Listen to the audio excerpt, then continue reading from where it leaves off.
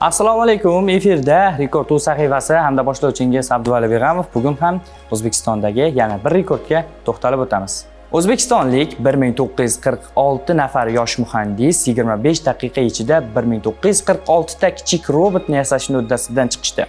Qanday qilib deysizmi? Navbatdagi lavhada aynan mana shu haqida so'z boradi. So'nggi yillarda mamlakatimizda robototexnika va axborot texnologiyalari yo'nalishidagi mutaxassislar soni tobora ortib bormoqda. Buning yaqqol isboti sifatida yosh texnologlarimiz tomonidan o'rnatilgan ushbu rekordni keltirish mumkin. Ma'lumotlarga ko'ra, qariyb 2000 nafar yosh muhandis bir vaqtning o'zida ish olib borib 25 daqiqa ichida 1946 ta kichik robotni yig'ishga muvaffaq bo'lishdi. Bu nafaqat muhandislarimiz, balki butun O'zbekiston uchun katta yutuqdir. Mazkur natija yaqin yillarda yurtimizda iqtidorli injener va texnologlar yetishib chiqayotganidan dalolat beradi. Eslatib o'tamiz, robototexnika sohasida hozirga qadar 351 ta turli yo'nalishdagi rekord qayd etilgan. Taqqoslash uchun aytadigan bo'lsak, 2023-yilda Hindistonda 1459 nafar yosh texnolog bir vaqtning o'zida mini robot yig'ib ularni harakatga keltirgan edi. O'zbekistonlik yoshlar esa bu ko'rsatkichni ortda qoldirib, yangi marrani zabt etdi.